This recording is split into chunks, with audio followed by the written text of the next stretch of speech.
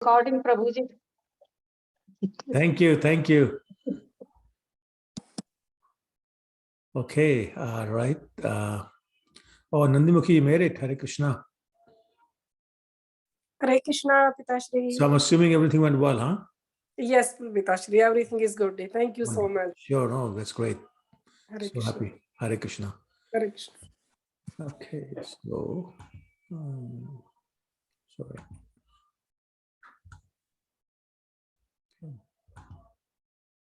All right. Okay. So any questions or comments from last week? Yes, Prabhuji. हाँ प्रभु जी बोलिए. Prabhuji, some comments and then same time some questions. Sure, no problem. We were hearing about the strong austerities of Markanda Rishi, which is beyond imagination. And he was basically, what I understood, he was meditating on the Supreme Personality of Godhead, Lord Shri Krishna. And same time, what I see, some people just like, for example, Parikshit Maharaj, and there were so many other Mahajans, Raja King Janak, and Bhisham Pitama, and we can give the example of Maharaj Khatwanga, and there were so many other people who just by concentrating their mind and just meditating on the Supreme Personality of Godhead, they easily obtain him, while on the other side, Markanda Rishi have to go so many austerities. And why is this? Prabhuji? That's one question. And the second question is, Prabhuji, what we have learned, what you were explaining, that after so many austerities, Markanda Rishi went again on meditating and nobody could disturb him in the meditation. Even Lord Shiva and Lord her consort Parvati came there and they could not disturb him from meditation. And finally they got to get into his heart and then make him realize. So because of their presence, and then finally they gave him the benediction, which I understood, like most of these great personalities or Vaishnavas, when they give benediction, when they actually curse somebody and then turn out to end up in doing some kind of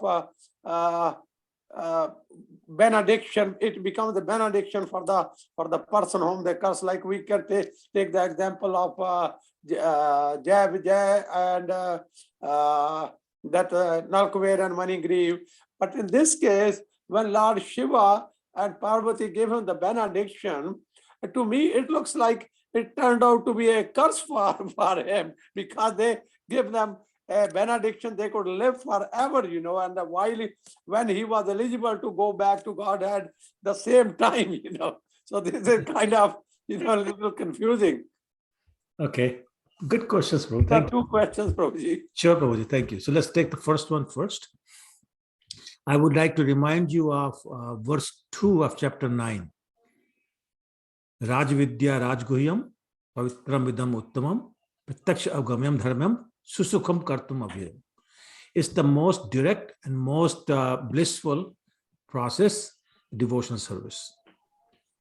So, for example, in the age of Kali, it's even more simple, where simply by chanting the holy name, you can get Lord Krishna. And as we saw from chapters 3, 4, 5 of Bhagavad Gita, there are other processes. So like Dhyan Yoga, Gyan Yoga, Karma Yoga, and Ashtanga Yoga, and all those kind of things. They are harder, they take longer, the chances that you fall down are greater, and therefore when you do succeed, it's after a very great amount of effort.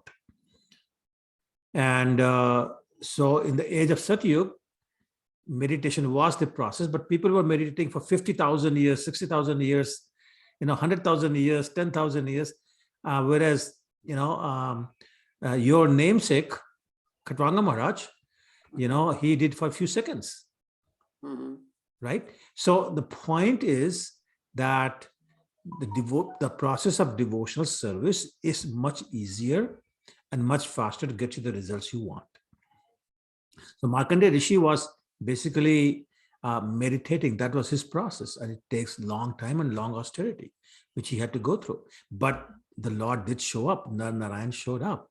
So he did succeed, but it took him a very, very long time. As far as, so anyway, so does that answer your question? That is the process of bhakti, is a direct process, much easier, much faster. All other processes take longer. So they didn't understand this process of bhakti, Prabhuji, at that time, or it was the influence of the time at that time. They Yes. had to do meditation. Yeah, it was the influence of time. Bhakti, pure devotional service as we know it, was only in terms of meditation, not in terms of what we do today, chanting and all that. That process is a special concession for people of Kali Yuga. Okay. Because we cannot do this. Whatever we did. We are, in that case, we are very lucky. Yes, to be Prabhu. born in Kali Yuga. If you had to come to material world, Kali Yuga is the best time to come. Yes, for sure. For sure. Not only that, but think about it. We think, we said our lifetime is very short in Kali Yuga, which is true. But in a way, that's a blessing. Because if you have to suffer, why suffer for 100,000 years? Why not suffer for 100 years and then we'll be gone? And Prabhu, that's why the demigods wish to be born on earth in the age of Kali. Okay. Because they know they can achieve the highest goal with very little effort. Very short period of time. Very short period of time. Okay, that's good, Prabhuji. Okay. So your second question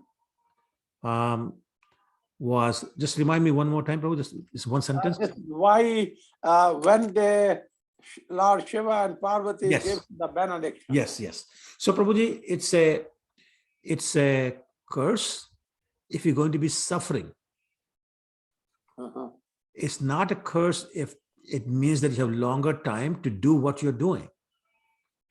Because remember, he was able to meditate upon the Lord and see the Lord in his heart and not worry about anything else. And that's why he didn't even realize the presence of Mother Parvati and Lord Shiva.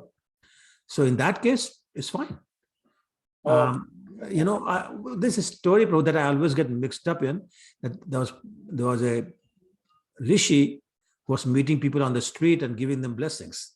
And he gave, and I can't remember the specific details, but he gave somebody saying, you may live forever. Another person, you may die right now. Another person, you live or die, doesn't matter. On and on. I can never remember the sequence. But the point of the story was, depending upon who you are, it was the proper blessing. So same thing here. This was proper blessing for Markandeya Rishi based on who he was, what he was doing. Right. Okay? Okay, Prabhuji, thank you. You're welcome. Anyone else with any questions or comments or doubts? Hare Krishna, Prabhuji. हाँ माता जी बोलिए. कहाँ से बोल रहे हो? अभी तो ऐसी जनरल बोल रहे हैं, लेकिन जब क्लास होगा तो होगा 12th Canto, chapter 12. हाँ, ठीक है. ठीक है? Thank you. Sure. Any other questions or comments?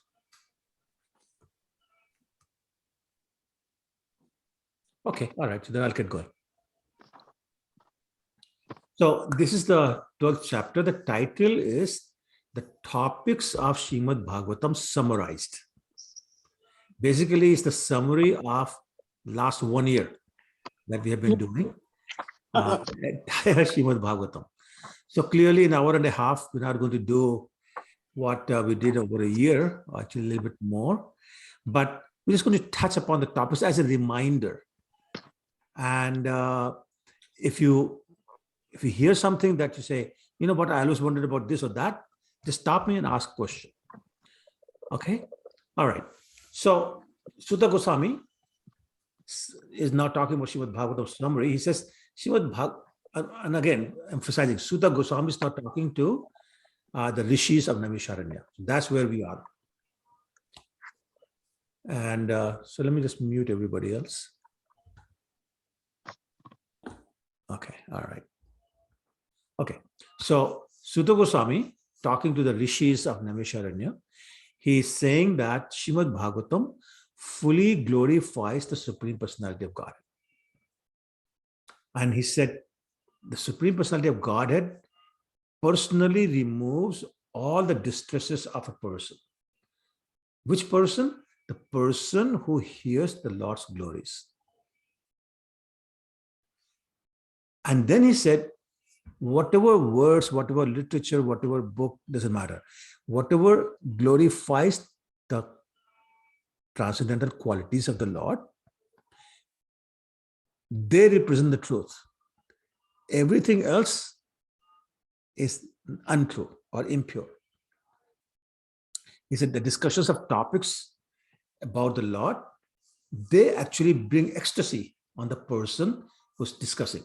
And again, go back to chapter 10, text 8 of Bhagavad Gita, which says, Matchitta madgat prana bodhyantas parasparam katyantas mam nitya tushyanti cha ramantita. Tushyanti means the nourishment, and ramant means enjoyment. So their enjoyment and their nourishment comes from discussing the topics of Lord Krishna or the Lord. And that's why we see from time to time either Parikshit Maharaj or Shukdev Goswami have appreciated the questions from either Parikshit Maharaj. They say Parikshit Maharaj, no, Shukdev Goswami or Suta Goswami have appreciated questions from Parikshit Maharaj or from Shaunak Rishi, because they would say, you have asked me about topics about Lord Krishna. So they're most glorious and most worthy of answers questions. And so Suta Goswami is saying, if you discuss topics regarding the Lord, then you feel ecstasy. And then he says, but there are so many unfortunate crow-like persons who simply absorb themselves in prajalpa, talking about any topic other than Krishna.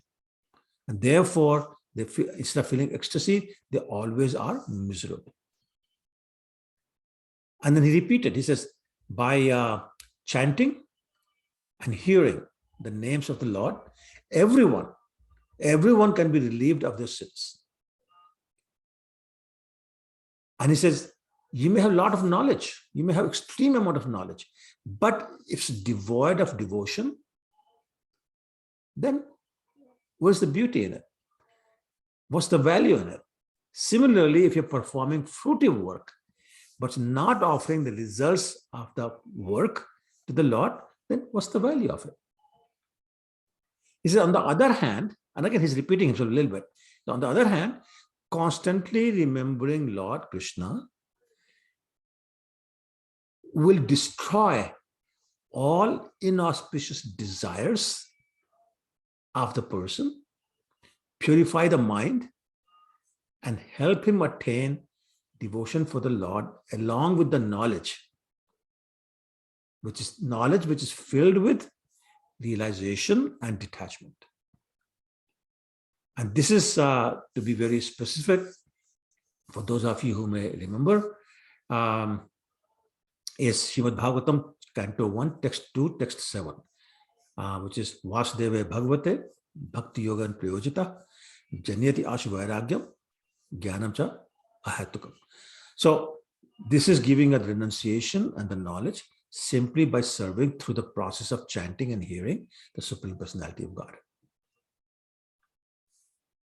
Then he said, just so you know, whatever I'm telling you, I've heard from my spiritual master, Sri Shukdev Goswami, all about the glories of the Lord. And where was that? That was the assembly of Maharaj Parikshit. And now I'm relating them to you. Again, the sages of Naimisharanya. And he says, Shrimad Bhagavatam, let me say it differently. By hearing Shrimad Bhagavatam, a spirit soul is purified and again obtains salvation from all kinds of sins and all kinds of fear, which again reminded me of first Canto, second chapter, text 17 this time. which goes Shrimvatam Sukatha Krishna, Punya Shravan Kirtan. Hedi Antasthoya Bhadrani, Vidhinoti Suhatsata. That simply those people who are interested in hearing the glories of the Lord, Shrivatam, people who are interested in what? Swakatha Krishna, the pastimes, the glories, the form, the qualities of Krishna. Which these narrations of the Lord's glories, pastimes, etc., are purifying in themselves. And therefore, the person who's interested in hearing this, the Lord himself removes any material desires, unwanted desires, any impurities from the heart of that person. The Lord does it himself. And then he said, by studying Shrimad Bhagavatam, one achieves the same result as that achieved by one who studies all the Vedas.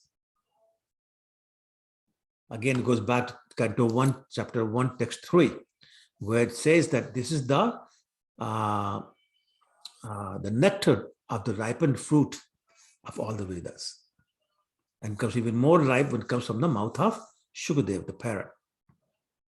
So Suta Goswami is repeating the same thing, that you can study all the Vedas, but you can get the same result as you would by simply reading Shrimad Bhagavatam. And he says, every verse of Shrimad Bhagavatam contains the narrations about the Lord in all his incarnations, in all his personal forms. So, what's the point I was going to make? So the point that he's making is, what is Shrimad Bhagavatam about? So let's go back to, and I'll talk about this in more detail tomorrow, or next week. Let's go back to chapter 18 of Bhagavad Gita, text 66, which is basically where Lord Krishna stops speaking. So in a way, that's the end of Bhagavad Gita. So what does 1866 say? Savdharmana parityajya mam ekam sharanam braja. Aham tvam sarva papebhyo mokshayishyami ma shucha. In other words, the last instruction of Lord Krishna is surrender to me. And he defines surrender in the previous verse, which says man mana bhav madhaktam madhyaji mam namaskar. So they surrender to me. So that's where Gita ended, by surrendering to Krishna, which means Krishna says, become my devotee, right? Man mana bhava madhaktam madhyaji mam namaskar. So Shrimad Bhagavatam starts where Gita ends. In other words, Shrimad Bhagavatam is all about Krishna and his pure devotees. Throughout Shrimad Bhagavatam, that's all we have. The interaction, the pastimes of the Lord and his interactions with his pure devotees and the character of the pure devotees, etc., etc. But that's all. There's nothing else there in Shrimad Bhagavatam. His devotees and Krishna. Even when Krishna is killing the demons, it's all about the devotees, because they are about Krishna and the devotees, because they are the ones witnessing, and then they're glorifying Krishna when they go home at the end of the day. Okay. Now, Suta Goswami continues to summarize this, and he goes back to the process of devotional service, which reminded me again a specific verse, going back to first Canto, second chapter, verse 6, which says, Savai punsam paro dharmo, jato bhakti adhokscha, ahataki apratihata, yayatma suprasidati. Now, I specifically chose to narrate these three particular verses. They're not in the 12th chapter, but I particularly noted them down to tell you, because in my mind, second chapter of the first canto really gives you the entire summary and the background of whole Shrimad Bhagavatam. Don't get me wrong, there are other very, very important verses, but we cannot remember 18,000 verses. If we just remember and realize these three verses, we'll get the essence of Shrimad Bhagavatam. And that's why I'm specifically repeating them. And then, of course, in the first canto, there's conversations between, the topic of Maharaj Parikshit, the whole history of Maharaj Parikshit, how he was born, and what happened, and all those kind of things. And same thing about Narad Muni. It talks about Parikshit's birth, how he was saved by Lord Krishna when Ashwatthama shot his Brahmastra, how he met the Kali personified in the form of a bull. We discussed about Narad Muni, who he was, how he had the opportunity to serve the rishis as a 5-year-old boy, by whose blessings and eating the remnants of their prasadam, he became pure devotee. All those kind of things. Basically, the whole history of Narad Muni, of course, Bhishma Pitama, Mother Kunti, all those kind of things were discussed in the first canto itself. Then in the first canto also, actually now it's third chapter, Suta Goswami says, the Bhagavatam contains an enumeration of the incarnations of Supreme Personality of Godhead. So I'm going to ask you, does anybody remember how many incarnations are mentioned in the third chapter by Suta Goswami? Anybody remembers? 24? Yes, Prabhu, thank you. 24, exactly right. So the third chapter talks about 24 incarnations, but Suta Goswami ends it by saying, Ete chansh kalapunsa Krishnastu Bhagavan Swayam. That these are all incarnations, expansions and expansions of Lord Krishna. Krishna is the original Supreme Personality of God. And then he says, Shrimad Bhagavatam also talks about the creation. It talks about how the universe was created in a progressive sequence, beginning from the unmanifested stage of material nature, which is the pradhan, followed by the agitation by the modes of material nature, the different stages evolution, and the construction of the universal egg. And I thought, once again, I'll show you the confusing slide of creation, because I think it's important that we see it as many times as possible. So let me share the screen.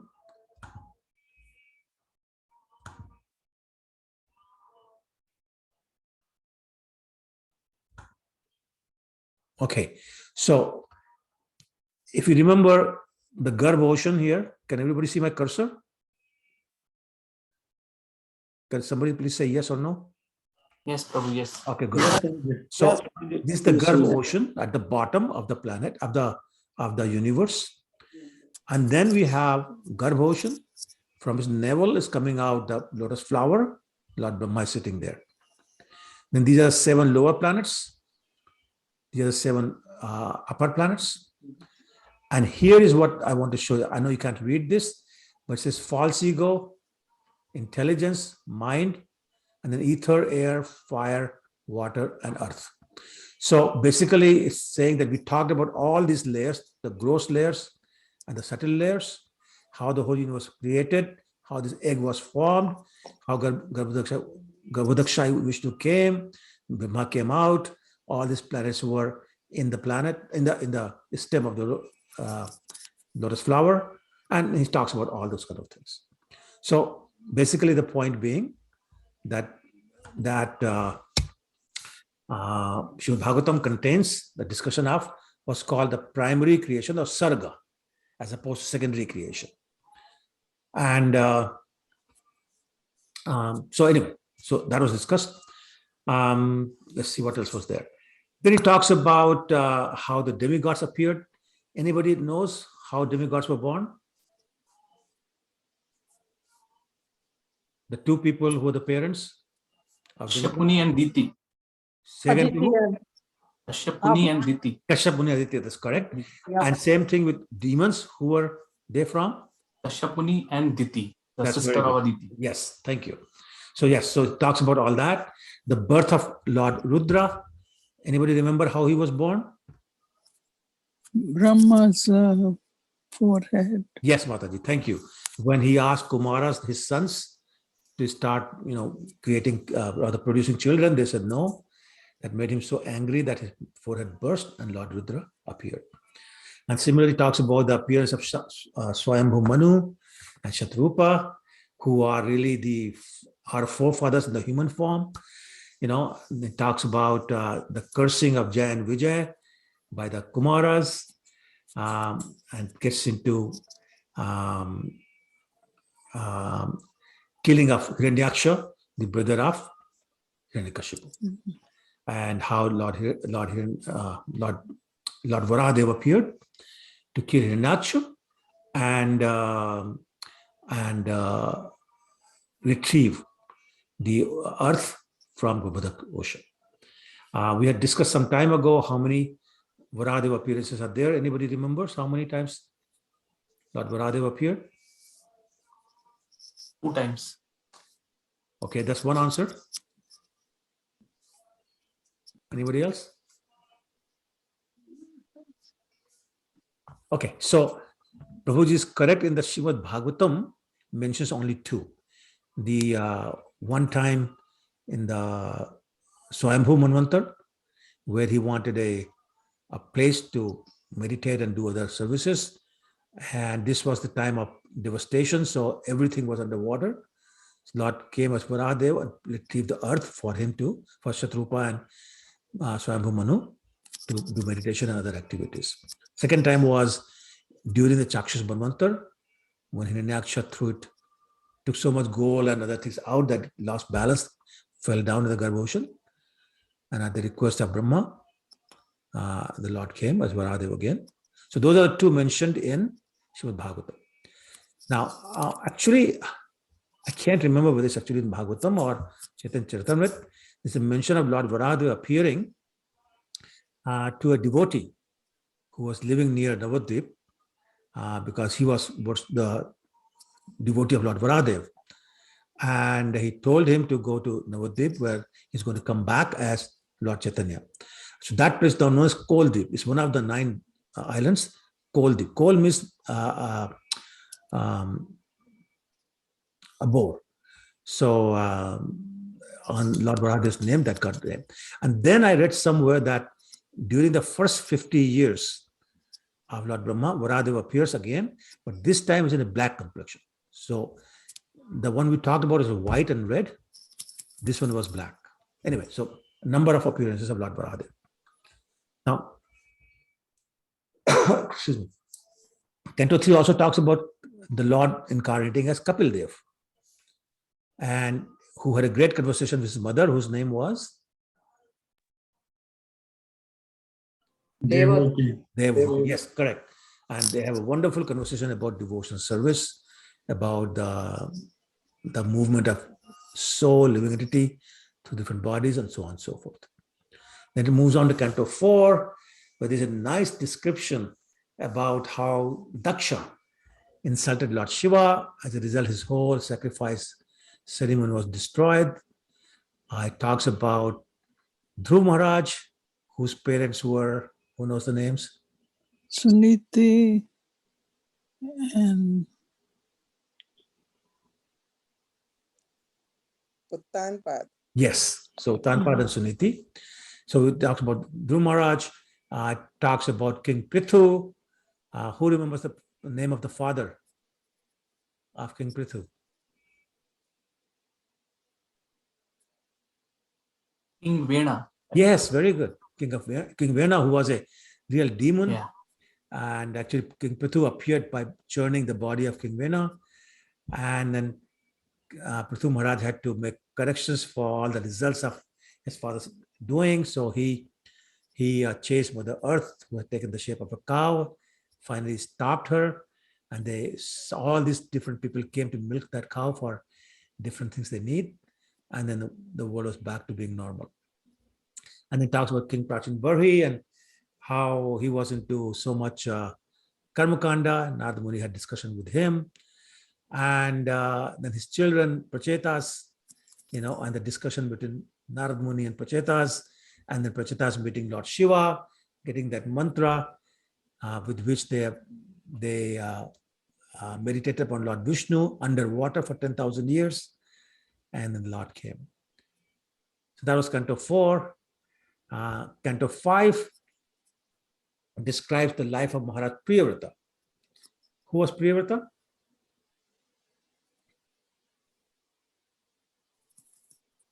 Uttanpad के भाई. Very good. Yes.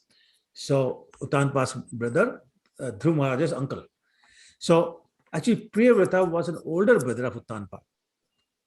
So typically, by rule, he should have been the king, not Uttanpad. But Priyavrata was so much in devotional service, he didn't want to have anything to do with material things. So he basically left, renounced everything, and performed devotional service. So Uttanpad had to assume that kingdom. But then when he left his body, Manu, the father, went to Priyavrata and said, look, we need you. There's nobody else there. He refused. So then Lord Brahma came and convinced him to go and take care of the kingdom.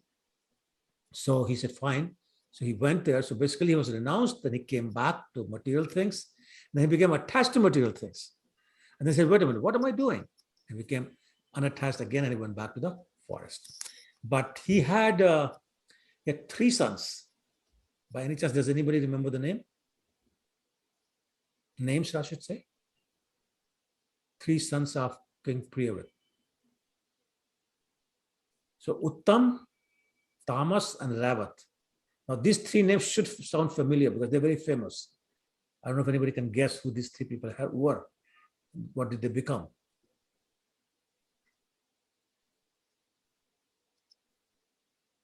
They became Manus. Okay, so they're 3rd, 4th, and 5th Manus. So remember, first one was, who was the first Manu? Uttam.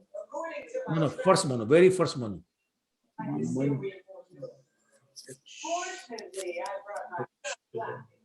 Sorry, can everybody else stay on mute, please? Hold on. Okay. So whoever wants to speak, just unmute yourself and say what you're saying. Swayambhu Manu. Yes, thank you. So Swayambhu Manu was the first one. Second was Sorochish. Third was Uttam. Fourth was Tamas. Fifth was Ravat. Sixth was, anybody remember? Lord Varadev appeared. Chakshush. Chakshus, yes, very good. And the current one is 7th, it's called?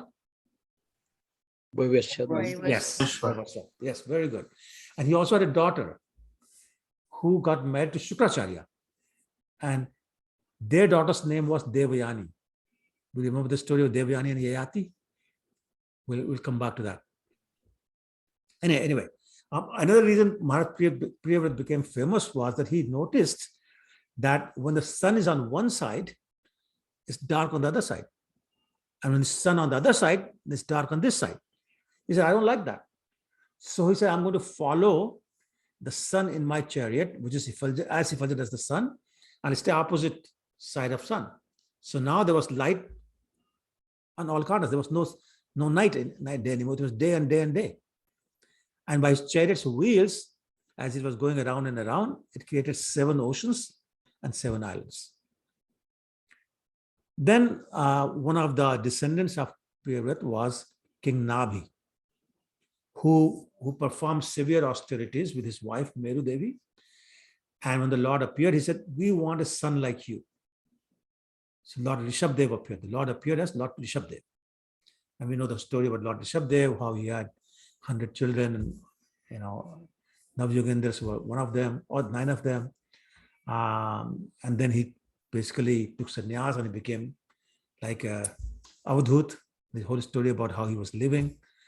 And then one of his sons was King Bharat, the eldest one, Bharat. And we know the whole story about King Bharat, how our country is named as Bharatvarsh on his name, and then how he became attached to the deer. And as a result, at the time of death, he was thinking about the deer, he became a deer. Then he became something Bharat. Who remembers the name? Jad Bharat. Jad Bharat, yes, Prabhu. And as Jad Bharat, he gave wonderful discourse to King Rahugana, on and on. So it talks about that. And then this whole description in the 5th canto about the continents, the oceans, the mountains, the rivers, and all those kind of things. And it ends with the description of the 28 hells that we have here. And a very horrifying description, actually. And almost to the point where it scared King Parikshit, and he said, is there any way we can help these people who are rotting in hell? And famously, Shrimad Goswami discussed the whole concept of atonement. And atonement can help you in avoiding going to hell. And King Parikshit said, sorry, spiritual master, but I don't accept that. He says, I'm a king. I see so many of my subjects going to jail for committing various, offenses. They go out of jail, supposedly having performed atonement in jail, but they go out and do the same thing all over again. So I know atonement doesn't work. And he compared atonement with the bathing of an elephant. Again, very famous verse, he says, Kwachin nivartateya bhadra, kwachit charti tapuna, prashchittim athoprartham, manne kunja shocho. He says, prashchit is like the elephant bathing in the river. He becomes all clean in the river, he comes out, he sees the sand, and he rolls in the sand again, and he's dirty all over again. He said, prashchit is like that. The tendency to commit sinful activities does not go away. The result of the sin may go away from atonement, but the tendency to repeat that same sin does not go away. So what's the use? And then Shukadeva Goswami smiled, basically saying that he was just testing Parikshit Maharaj. And then he said another very, very famous verse that we should all memorize. Kechit kevalya bhaktya Vasudeva parayana agham dhunmanti karsnena niharam iptata. Bhaskara. So basically he said that very few people perform pure devotional service. But those who do, their sinful reactions as well as tendencies are burnt from the root, just like the fog is completely dissipated by the appearance of the sun. And explain that basically if there's a fire in a forest, everything will get burnt, but the roots will remain. So as soon as it rains, they all come out again. So, but devotional service burns it from the root, so there's nothing left. And that again goes back to text 54 of Brahma Samhita. Somebody is still not muted, so can you please mute yourself, everyone? Okay, thank you. So Brahma Samhita says same thing, text 54, which basically says, Karmani nidahati kintu cha bhakti bhaja. It says, by performance of pure devotional service, all the sinful reactions are destroyed completely. So that's basically there. And then it leads to the story of Ajamal and how he was so sinful and he chanted the name of Lord Narayan. Actually, he was calling his son, but Namabhas happened and the Vishnu Dutas showed up. And there's a wonderful dialogue between Vishnu Dutas and Yam Dutas, and then Yamraj and his servants. Wonderful, wonderful dialogue, which is reminding us all.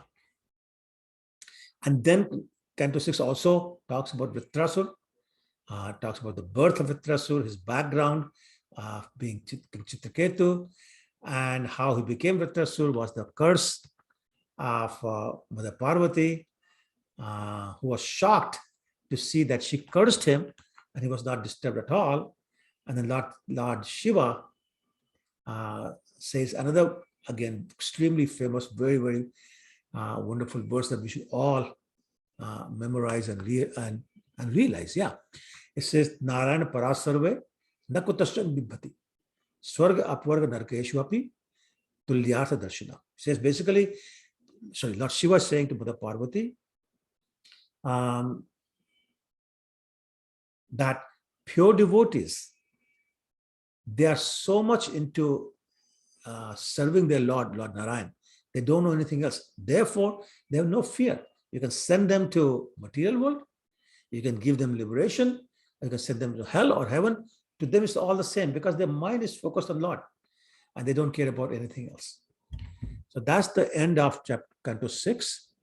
And I'm going to pause halfway and see if there are any questions or comments to anything I've said so far, anything you remembered or couldn't remember, want to remember, or whatever. Any questions?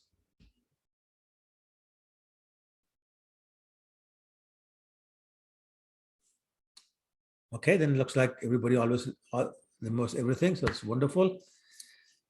I can probably go faster now then, because everybody remembers everything. So, Canto 7 talks about Hiranyaksha and Hiranyakashipu, and some detail about Prahlad Maharaj and the appearance of Lord Nrsimhadev and the killing of Hiranyakashipu. Canto 8 talks about the liberation of Gajendra, talks about the churning of the ocean, the appearance of poison, Lord Shiva drinking that poison, and the appearance of the Mohini incarnation. The Lord takes the form of Mohini and completely bewilders all the demons to the degree that they happily give the pot of nectar to her and they agree to her condition that she can do whatever she wants. And then Lord Shiva, hearing this, becomes curious how something can be so beautiful that he requests the Lord to show him his Mohini form. And despite Lord's warning and caution, he insists. The Lord says, okay, so be it. He shows his Mohini form to Lord Shiva and completely bewilders him, like to the embarrassment of Lord Shiva, because his wife was there, so many other rishis were there. It happened right there in front of him. Lord Shiva got completely bewildered. Canto 7 also talks about the history of King Bali,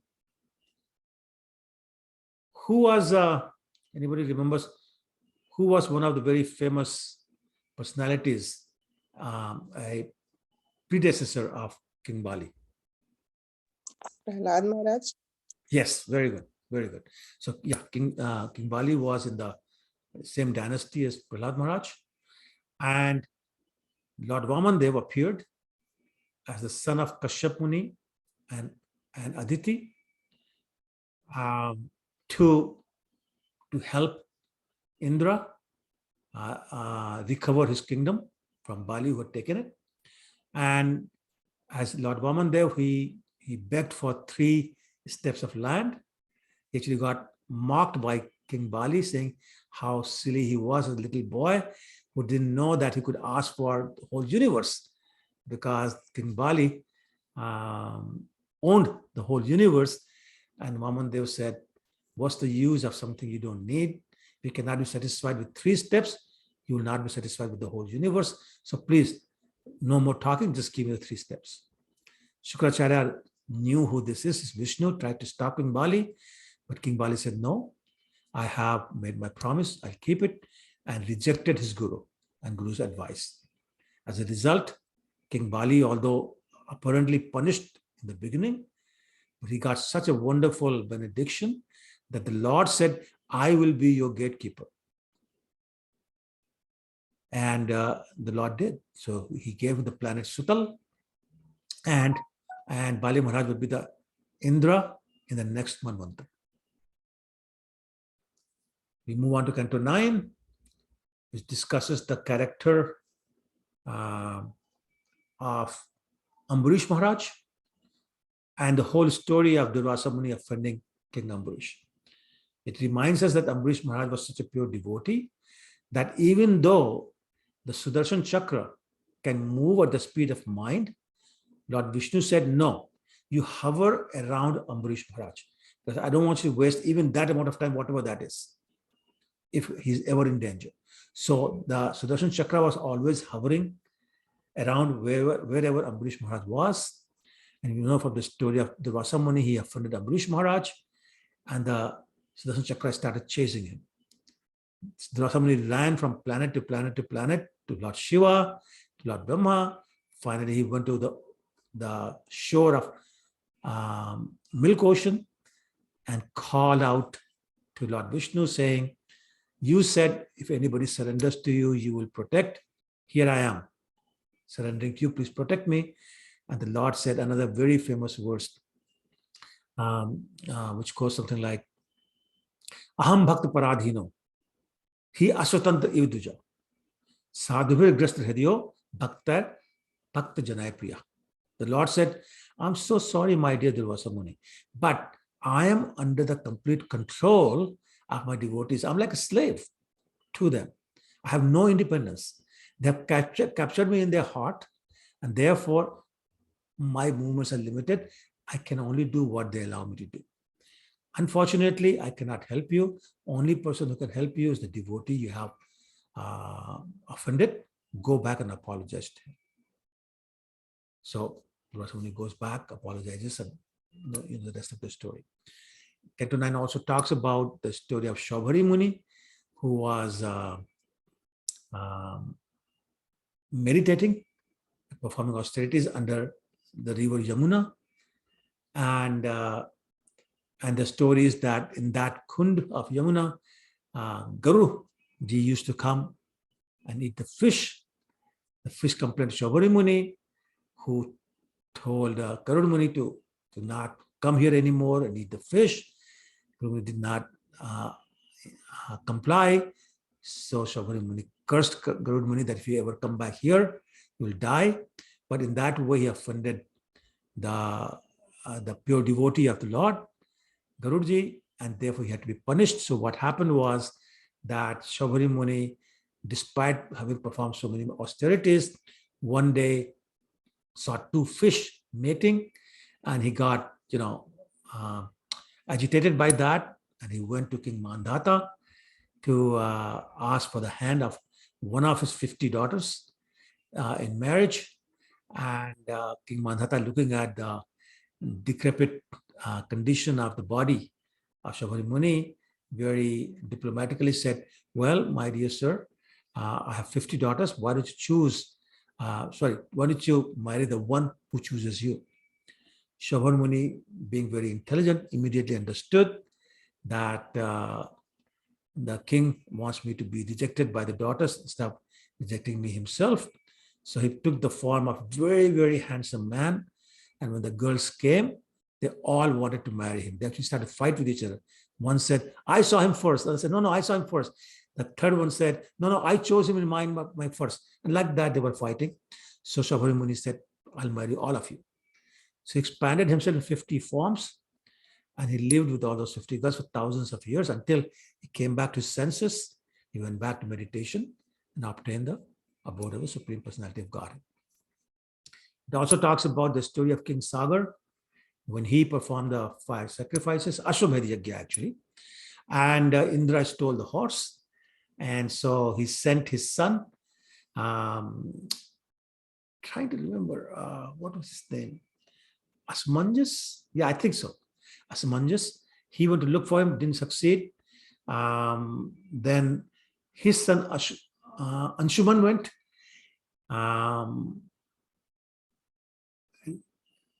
And he met Kapil Muni. I'm sorry, I didn't say it wrong. I didn't say it right. So when the horse was stolen, 60,000 sons of King Sagar went to look for him. They actually dug a tunnel through the earth, and they finally got to the hermitage of Kapil Muni, and saw the horse there, which Indra had left in his hermitage when the 60,000 sons were chasing him. So they thought it must be this Muni or this person who's dressed like a Muni, faking to be a Muni. So they were getting very angry and they came to attack him. Kapil Muni understood their intention and burned them to ashes. So finally, King Sagar heard that this is what has happened. So he sent his son Asmanjas to get the horse, and then Anshuman, and he found Kapil Dev, and being more intelligent than others, he offered his prayers and pleased Kapil Dev, and he said, I know why you're here. You want to deliver your ancestors. So only way you can do that is if you bring Mother River Ganges to earth. And he told him that, Anji, huh? Yes. Okay. All right. He said, you have to bring Mother Ganges. And he said, well, how do I do that? Sorry, he prayed, he didn't succeed. Then his son Dilip tried. And then Bhagirath found out that he would worship Lord Shiva. I'm sorry, I'm not saying this right. He worshipped and prayed, and Mother Ganges showed up. She said, yes, I'm willing to come, but the problem is that if I'm held in the kamandal, the water pot of Lord Brahma. If I fall from that height, the earth will be destroyed, or it will move off its axis and fall in the Garbha ocean. So I need somebody who will hold me when I fall. So Bhagirath said, who will that be? And she said, only Lord Shiva can do that. So he performed a lot of austerities for Lord Shiva, was pleased, had agreed to hold Mother Ganges when she falls in his hair. So she came, got entangled in the hair, and with one strand of the hair, he let it trickle fall. And that's how Ganges came to the earth. Now, not in the Bhagavatam, but very interesting story. So basically, when Lord Shiva released the river Ganges from one strand of his hair, he said, she'll follow your horse. So go as quickly as you can to the place where you want her to be, where your forefathers are. So Bhagavad said, okay, fine, he had a great horse. So he started, and Mother Ganges was following behind, and he was going. And he was going, and he was hearing the sound of Mother Ganges coming behind him. Suddenly, in one place, he stopped hearing the sound. So he stopped his horse, turned around, no Ganges. Oh my God, what happened? So he went back, followed, and he finally got to a place in one of the 9 islands of Navadvip, where there was a rishi by the name of Janu meditating, and she, with her float, took away all the paraphernalia of the rishi Janu. So he got so upset, he swallowed it. So basically, the river was coming up to the hut of Janu Muni, and then disappearing because it's all in his stomach. So then Bhagirath offered his obeisances to Janu Rishi, told him who he was, what he was trying to do, and apologized for the error and requested him to please release Mother Ganges. So he was pleased, he released Mother Ganges, and that's what that place now known as Janudvip, which is again one of the 9 islands of Navadvip. Anyway, so the Bhagirath started again, Ganga followed, all the way to where the 60,000 ancestors were burnt to ashes, and they were delivered. So all that is in Canto 9. Canto 9 also has 2 chapters on Lord Ramchandra. And Shrimad Goswami said that everybody already knows the story of Lord Ramchandra. You probably heard this many, many times. So I'm just going to give you a very, very brief summary, basically 2 chapters on Lord Ramchandra.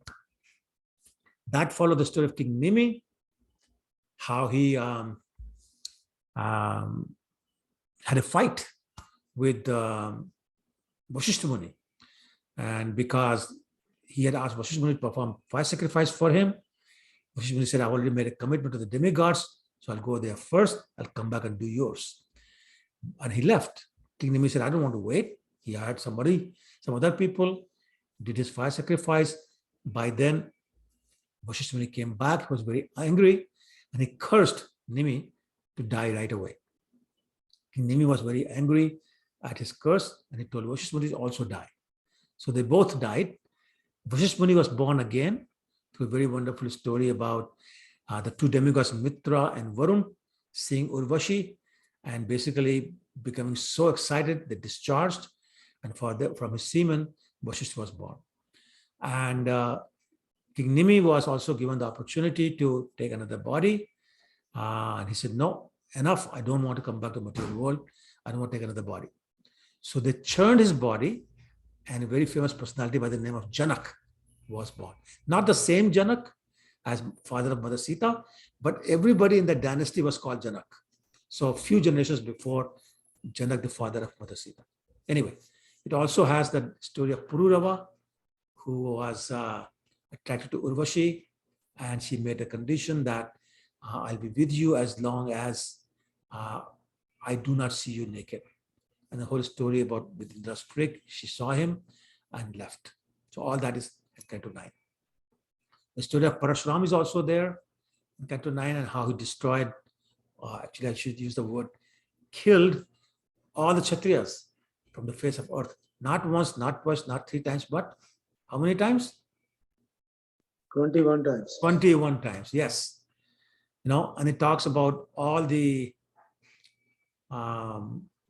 kings who were born in the Moon dynasty, like Nahush, who was cursed to become a python, his son Yayati, the very famous one who married Devyani and had an affair with Sharmishta, therefore got cursed by Shukracharya to become old. And on his prayers, he was told that if somebody can exchange his youth with him, then he become young again. And after having asked all the sons, he went to oh my God, what was the name? Guru? No. Guru? Maybe I'm just drawing a blank here. Anyway, so he got it. Then finally he said, no, too much. And he gave the youth back to his son. And so the whole story about that goes on. Then comes back to the dynasty of Yadu, which was the eldest son of Yayati. And how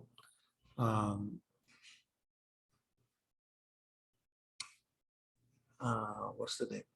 Yeah, the 2 sons of Yadu were Devak and Ugrasen, who we know very well. Devak had 7 daughters. One of them was Devaki, who married Ugrasen. I'm sorry, what am I saying? Vasudev. And Ugrasen also had 9 sons, one of which was Kansa. And Ugrasen also had 5 daughters, who were all married to the younger brothers of Vasudev.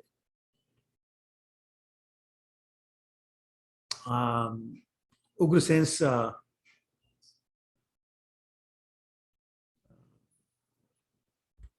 I'm trying to remember. So there was another son by the name of Shursen, who had 5 daughters, one of whom was Pritha, also known as Kunti, because he gave her to his friend Kunti Bhoj. She's the one who got the mantra for Durvasa Muni. As a result, she had a son with sun god, and that was named Karna. And then later on, she married Maharaj Pandu and had 5 sons, more famously known as Pandavas. Her prayers in the first canto are unbelievable prayers, and I hope all of you have read them, studied them, and at least remember a few of them. Shursen also had another daughter by the name of Shrutadeva, who gave birth to Dantavakra, and yet another daughter, Shrutshrawa, who gave birth to Shishupal. So Krishna was born to Devaki, Dantavakra was born to Shrutadeva, and Shishupal was born to Shrutshrawa. All these 3 were sisters. So they were, Dantavakra and Shishupal were the first cousins of Lord Shiva, Lord Krishna. Hope that's not confusing. Despite being cousins, they were so inimical to Lord Krishna that he had to actually kill them later on. Lord Krishna appeared in the house of Vasudevan and Devaki. And as we know the story, he was transferred to Gokul on the night he was born, and raised by step parents, Mother Yashoda and Nanda Maharaj, which brings us to Canto 10.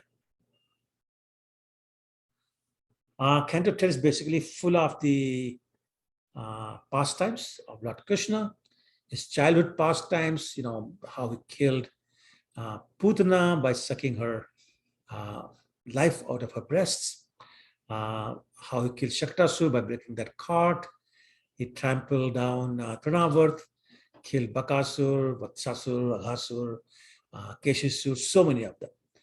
And then his pastime as bewildering Lord Brahma, where Lord Brahma decided that I'm not sure this is my Lord Krishna.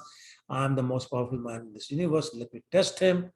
As a result, of the thought process, he stole the calves and the cowherd boys.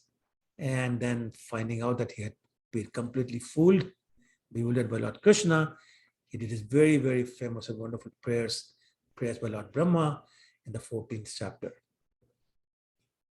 talks about how Lord Balaram, who had been transferred from the womb of Mother Devaki as her seventh son to the womb of Mother Rohini, who was living in the house of Nanda Maharaj. So he was the older brother of Lord Krishna, and so he killed Dhenukasur, he killed Pralambasur, and later on he killed Dvivida and somebody else. I can't remember. He killed one other demon. Anyway, it talks about how Krishna saved the cowherd boys from the forest fire. And then again, all the residents of of Vrindavan, when they were resting after the Kaliya Daman Leela, the second forest fire, he swallowed them both. Of course, the whole pastime of chastising the serpent Kaliya, the prayers by the Dvijpatnis, which are again another wonderful set of prayers, how he rescued his father Nanda Maharaj from a great python, how the gopis had performed austerities to Mother Katyayani for the purpose of getting Krishna as their husband. The whole pastime of stealing their clothes, the Ras Leela, the disappearance of Lord Krishna from the Ras Leela grounds with Radharani, and then also abandoning Radharani, and how the gopis sang their amazing Gopi Geet, which basically forced Krishna to appear again, and he apologized by telling them that he was only trying to increase their love for him, and that he's so much in their debt that he can never repay, even if he lived the lifespan of Lord Brahma. And he said, let your service be your reward. I have nothing to give to you. It talks about the pastime of the Vedic Brahmins refusing to pay any attention to the boys who came over to ask for some food for Krishna and Balaram.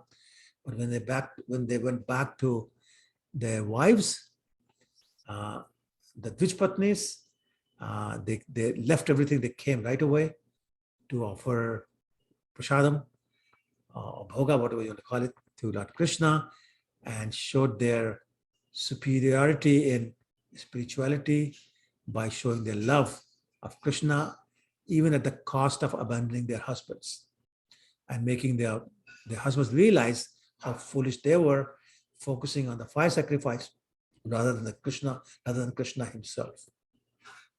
It talks about how Krishna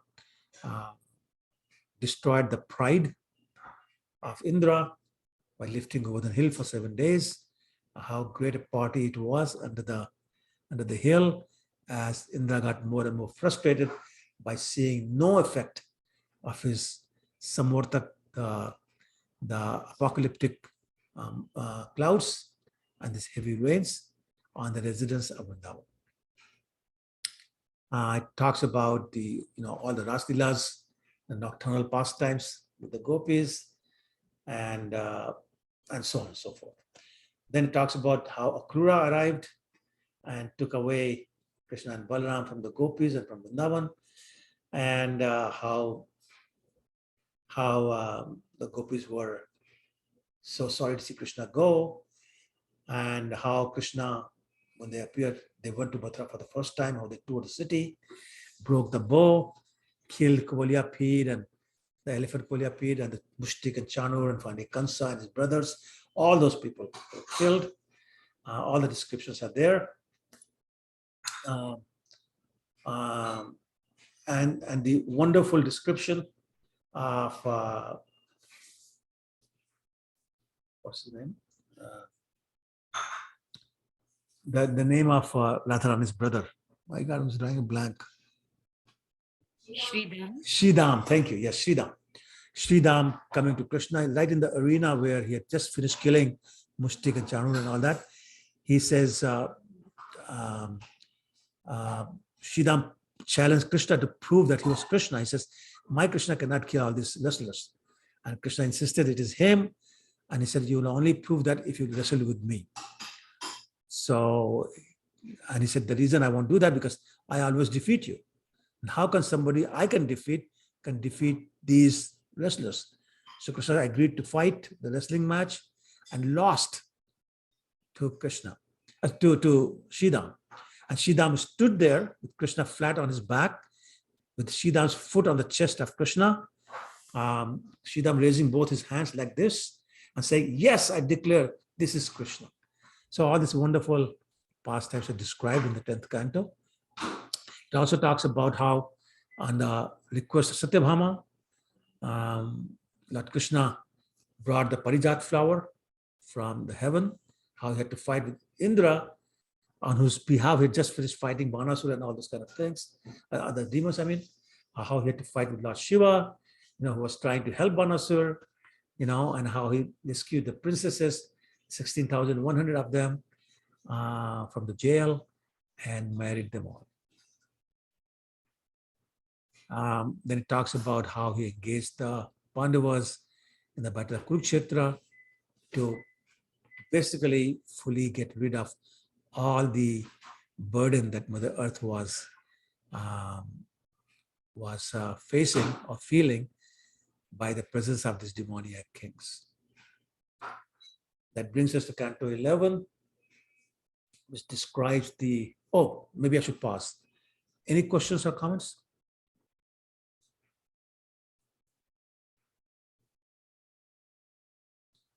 No? Okay. All right. So I'll keep going. Canto 11 describes how Lord Krishna decided to withdraw his own dynasty because he was concerned about once he leaves the material world, they may get, puffed up and become a problem for the Mother Earth again. So he basically created this whole pastime of the boys of Krishna being cursed by the Brahmins and then going to Prabhaskshetra and being totally bewildered, fighting each other and killing each other. It talks also about wonderful dialogue between Uddhava and Krishna. It's wonderful, wonderful, preaching by Lord Krishna to Uddhava, which he then, Maitreya Muni was there as well, and he recited all that to Vidur. And that's all in 3rd canto actually. And then Lord left the material world by doing one last pastime, being hit by the arrow of the hunter Jara and getting Daruk to come and going back to Golokutam. Which brings us to the current canto, Canto 12, which describes the characteristics and behavior in different ages, Satyug, Treta Yuga, Dwapar Yuga, and Kali Yuga. A discussion in great detail, the characteristics of Kali Yuga and the chaos that men will experience in this age. It talks about the 4 kinds of annihilation and the 3 kinds of creation. So all that is described. We only discussed that 2 weeks ago. Then there is the whole description about the passing away of King Parikshit by the biting of the snake Takshak, the fire sacrifice by King Parikshit's son Janmeja to kill all the snakes, and how the spiritual master of the demigods, Brihaspati, came and pacified Janmeja to stop the fire sacrifice, and the lives of snakes, including Takshak, was spared.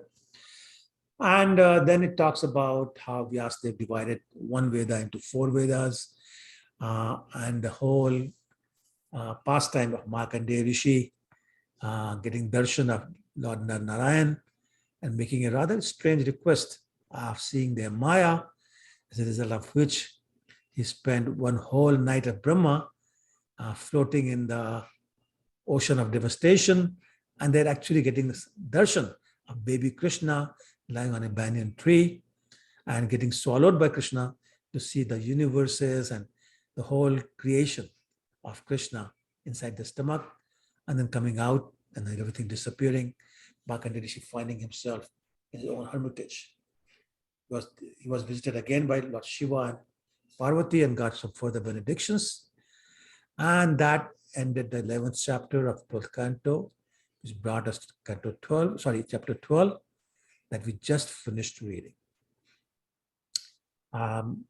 It's 9:15. I'm going to pause again. I did write down, and I have to read it because I cannot remember,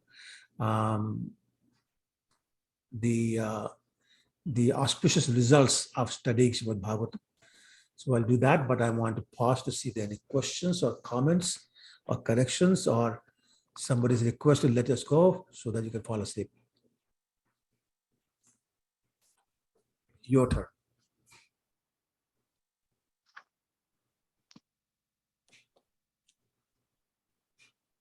Very Yeah, nice narration of the Bhagavatam, Prabhuji. That is all I can say.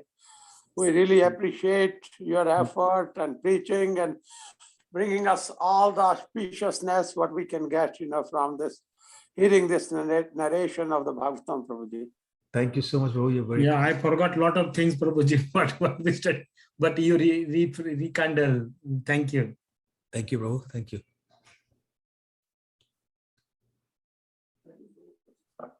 Can you once again describe that expansion tree from Krishna all the way to Garbhodaksha Vishnu and all? Like that tree which was there in the slide, in your slide. Oh, you want me to go back to the slide or just talk? Either way, whatever, like, yeah.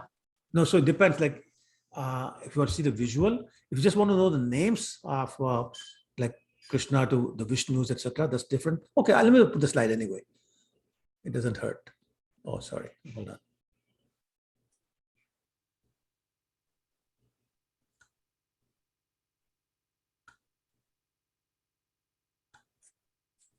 Okay, there you go. So, Prabhu, you have any specific question? Or you just want to So decide? no, I was just looking at that tree, like from Krishna, Balram comes, and then from Balram. Oh, that side. Okay, hold on. That Sorry. one. Okay, sorry. Let me stop the. Oh, maybe I can do that without stopping. Give me a second. Oh, there you go. Yeah, I have it here. There you go. Is that what one? Yes. Okay. So you have Krishna. From his Yes. right side expands to Lord Balaram, left side expands to Mother Radharani. All the Lakshmis and the Gopis are expansions of Radharani. Everybody else is expansion of Lord Balaram. Right. Starting with first Narayan, Yes. expansion to the first quadruple expansion of Vasudev, Sankarshan, Pradyumna, and Anirudh. Mm-hmm. These are the personalities who appear in Dwarka Leela and Ayodhya Leela.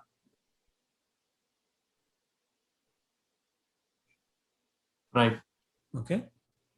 And then next after this is first Sankarshan. Okay, So the yes. first Sankarshan expansion to second Narayan, expansion to the Yeah. second Vasudev, second Sankarshan, Pradyumna, and Anirudh. The second Sankarshan is also known as Mahasankarshan. He is the Right. one. He is the one who expands into the three Vishnus, the Purusha avatars. So you have Karunadaksha Vishnu. He is the one who's glancing at the material nature, lying on the causal ocean. His breathing is producing the billions of universes which float in the causal ocean. So these things are, the circles are depicting the oceans, I mean the universes. Okay? Yes. Got it, Prabhu. Yes.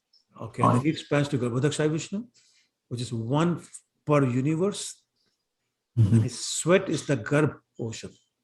So the ocean, Garbh is the sweat of Garbhodaksha Vishnu. Okay, it's from his lotus navel that lotus flower appears, Brahma there. And then Devaki Vishnu expands into each universe inside the universe as Kshirodaksha Vishnu, who expands into as Paramatma. So there's a portion of the material universe which has spiritual world inside, and that spiritual world is the Kshir Sagar, where Kshirodaksha Vishnu is residing.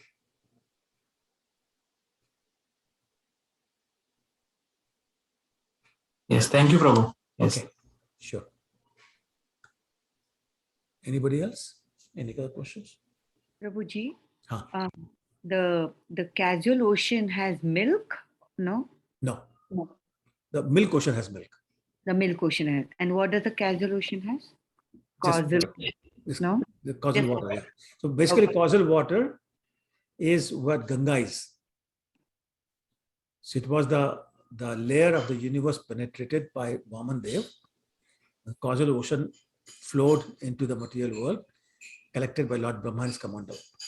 So you can say it's Ganga water. I mean, not 100% accurate, but that's what it is. So, I mean, you don't say causal ocean is Ganga, but you say Ganga is causal ocean. Ganga water, I mean. Okay. Thank you. Sure. Yeah. I mean, when King Priyavrat was going with his chariot around the universe, creating 7 oceans. Those oceans had, one was water, one was ghee, one was nectar, honey, other one was salty, other one was like mango juice kind of thing, some kind of juice. So there were different waters in those oceans.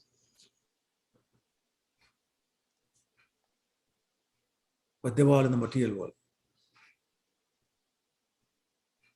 Shri Sagar is not in the material world.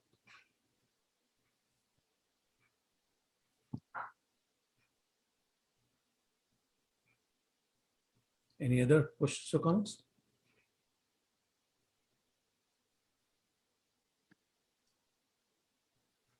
Okay, then from what I can remember of the Shruti Pulse, the main one that I remember is simply by hearing Shrimad Bhagavatam, once sinful reactions are removed, the material desires are removed, the heart becomes purified, where Lord Krishna is happy to come and reside. So that's the first one. Second one is that there is a process for listening to Shrimad Bhagavatam, and we have to follow that to achieve immediate promotion to Golok Vrindavan after reading Shrimad Bhagavatam. Shrimad Bhagavatam is one of those scriptures for which the narrator, the questioner, and the listener, they all become liberated, provided they've done it with proper attention and focus. So both Shukadeva Goswami and Parikshit Maharaj achieved the highest perfection simply by purely chanting and purely listening.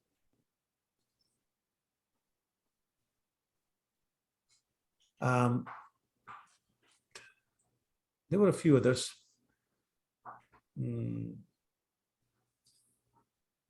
Anyway, the point is that we should read Shrimad Bhagavatam every day. Oh yeah, that's the other one. Whether we read 1/4, 1/2, or full verse or a chapter, the effect is the destruction of the sinful reactions and an appearance of purity in the heart. So whether we find 5 minutes, 10 minutes, or a few hours, we should study Shrimad Bhagavatam every day. But please don't read it like a novel, because then you don't get the real nectar. Study it. Read the purport. Try to understand what's being said, what the context is, what the situation is.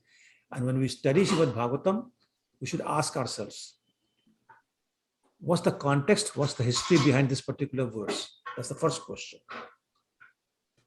Second question is, how can I apply whatever is being said in my life? Third is, do I really understand it well enough to explain to somebody else? And that's the mode in which we should study Shrimad Bhagavatam.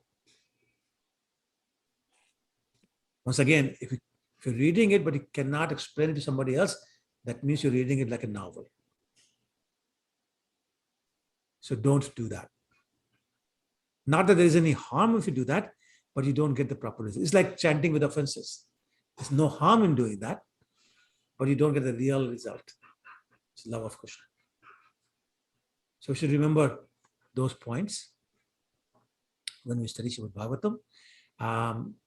Any opportunity we can get, we should discuss it with our devotee friends, or tell the gist of it to non-devotee friends so they can benefit. Tell them a pastime, tell them a story, and then tell them the deeper meaning, only to the degree they can understand and appreciate. And that way get them attracted. And then finally, remember the reason why Shrimad Bhagavatam was written. When here was a person, Srila Vyasadeva, who had written 17 Puranas, who had written the Vedas, who knew it all, who understood it all, but he was unhappy. So unhappy, he had to call on his Guru Maharaj, Narad Muni, and ask him to explain the reason for his unhappiness, despite so much achievement. And Narad Muni said something very simple. You have not glorified the Lord Krishna. You have not talked about the pure devotional service to Lord Krishna. And until you do that, you will remain unhappy. And the whole gist of it is in that one verse that I said earlier, which is Savai Punsam Parodharmo Jato Bhakti Adokshja. Ahatiki Apratihata Yayatma Supisati. If we want to be happy, we must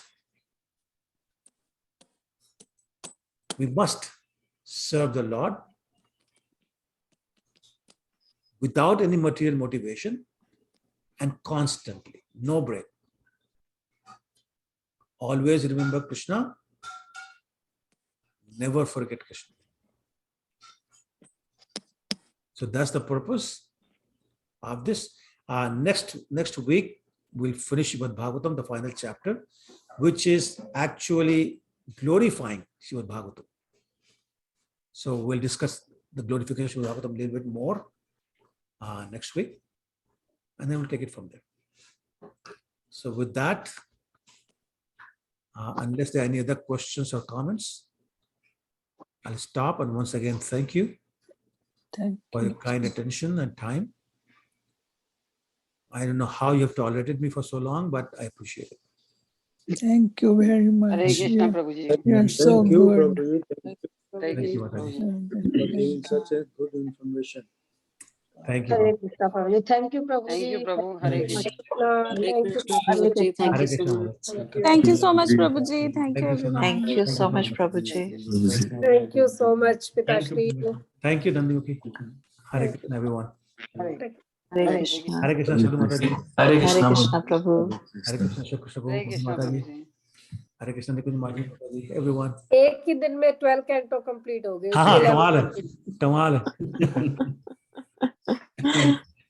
आप कमाल है पिताश्री। नहीं, I don't know about that, लेकिन ये श्रीमद् भागवतम का कमाल है, इसमें कोई शक नहीं। I know it's very nice, really. Yeah, and I think you'll really enjoy the next chapter. I think Okay. very. I mean, it goes into a lot of details about glorifying Shrimad Bhagavatam. Okay, thank you. Hare Krishna. Okay. Hare Krishna, Prabhuji. Hare Krishna. Thank you so much. Hare Krishna. Hare Krishna. Hare Krishna.